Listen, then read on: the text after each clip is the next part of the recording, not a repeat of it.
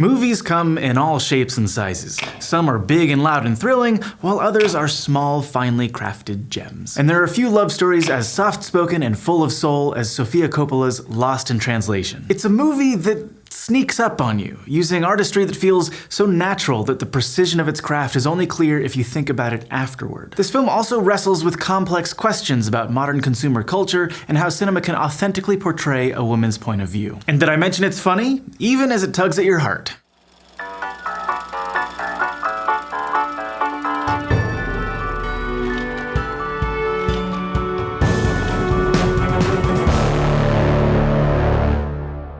Writer-director Sophia Coppola had only made one feature film before she began working on Lost in Translation. That film, The Virgin Suicides, was based on a book by Jeffrey Eugenides. It tells the story of the mysterious and doomed Lisbon sisters in 1974 Detroit, as remembered by the neighborhood boys some 40 years later. It's a complex, dreamy movie that establishes Coppola as a master of tone, perspective, and imagery. With Lost in Translation, Coppola both expanded her scope, exploring the eclectic world of contemporary Japan, while also focusing the drama on two central characters.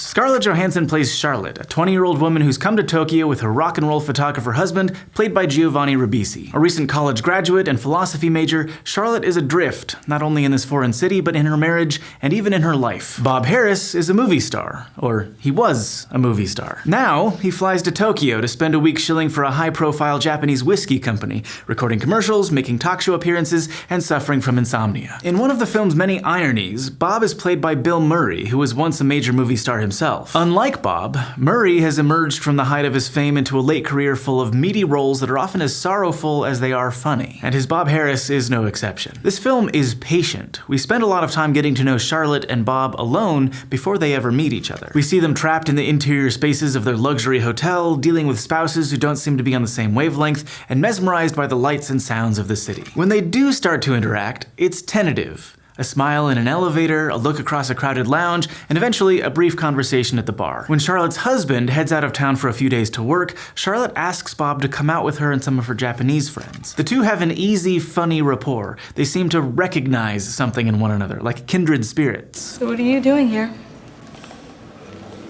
A couple of things.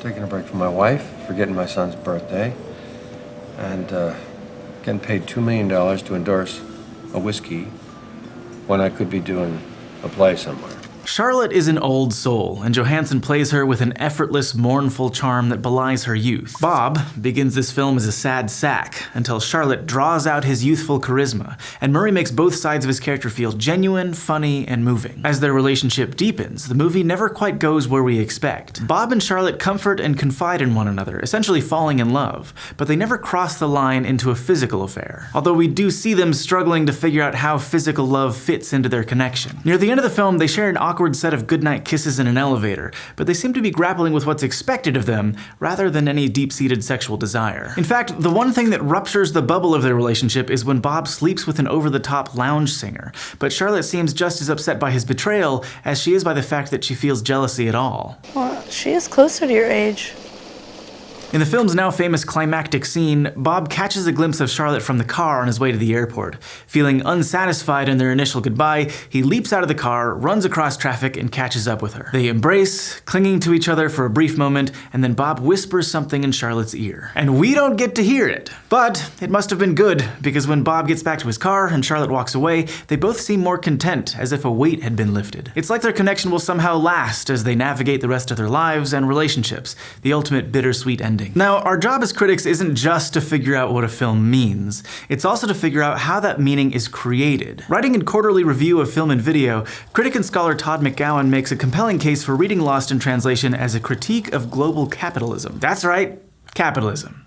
We're going there. He writes, Bob and Charlotte are able to connect during their stay precisely because they each realize that the excess that bombards them throughout Tokyo conceals a fundamental absence. Throughout the film, both characters seem to be alienated from the bustling city that surrounds them. Bob gazes in wonder at the neon lights of Tokyo in the opening scene, utterly overwhelmed, and Charlotte is frequently sitting at her hotel window looking out at the city's urban sprawl as if it's all too much. And when she does go out, the film assaults us with loud noises of an arcade, the blaring music of a bar, car and the cacophony of some intense Tokyo traffic. But when she finds moments away from it all, she seems more at peace. Like in a quiet hallway outside a karaoke lounge, at a shrine hidden in the city, or when she stumbles across women practicing ikebana, the Japanese art of flower arrangement. Bob is even more steeped in excess. He's even a part of it. His picture is plastered all over billboards and the sides of buses. His old movies play on TV, and he participates in a loud, garish Japanese talk show. He also keeps getting messages from his wife back home in Los Angeles with questions about colors, fabrics, and decor as she remodels his office. Eventually, a FedEx box arrives with carpet swatches, a dozen basically indistinguishable shades of burgundy. The moment is played for laughs, but it only increases Bob's sense of being overwhelmed by commerce. So what does all this excess mean? McGowan suggests that our desire for excessive things and experiences is actually a product of a global capitalist system,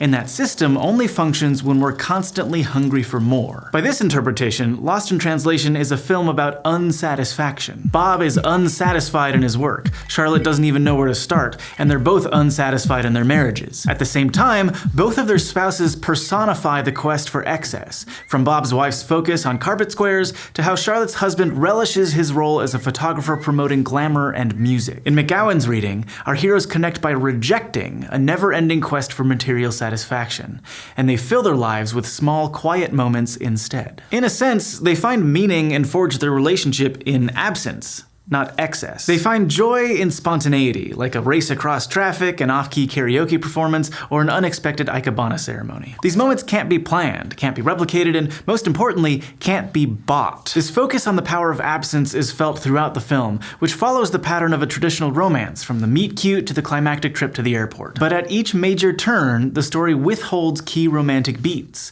like Bob and Charlotte never consummate their relationship. Or when Bob races after Charlotte in the final scene, he's not doing it to sweep her off her feet for a happily ever after. And his whisper is the ultimate expression of absence. The film builds to a climax that withholds the final piece of information from us, and in doing so, gives that absence incredible value. It's also really important to note that this is a film about outsiders in Japan, directed by Sophia Coppola, an American who's an outsider herself. And because of that, something else gets lost in translation. This movie relies on some cultural stereotypes for comedy and plot. For instance, the call girl who tries to talk to Bob in broken English is a caricature.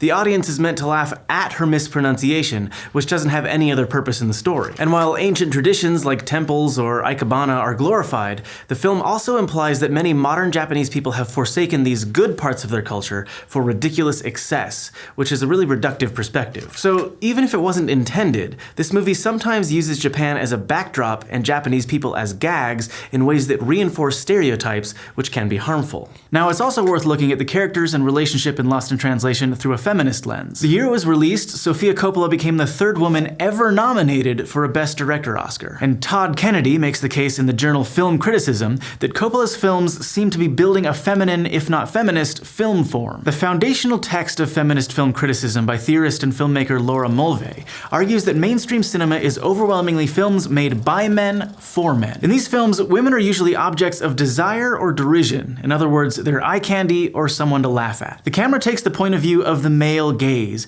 putting audiences in the perspectives of the male characters within the film as they, and by extension we, look at the women. Kennedy argues that Sophia Coppola cleverly uses the language, grammar, and tropes of mainstream cinema and the male gaze to force us to step back and consider our expectations and complicity in that form. A great example is the first shot of the film, in which Scarlett Johansson is photographed from behind, laying on a bed. She's in a sweater and vaguely translucent panties. Kennedy writes, "This shot would seem to match Mulvey's description of a typical Hollywood scene in which the camera is active/masculine and the female character is passive/feminine, an object of desire." However, Coppola holds the shot for 36 seconds, which is forever in film time, before the title of the film shows up. And Kennedy goes on, "What is interesting about this shot is that it lasts so long as to become awkward, forcing the audience to become aware of, and potentially even question, their participation in the gaze." Time and again, the film inverts the usual Hollywood presentation of women on screen. Charlotte appears half-dressed a number of times throughout the film,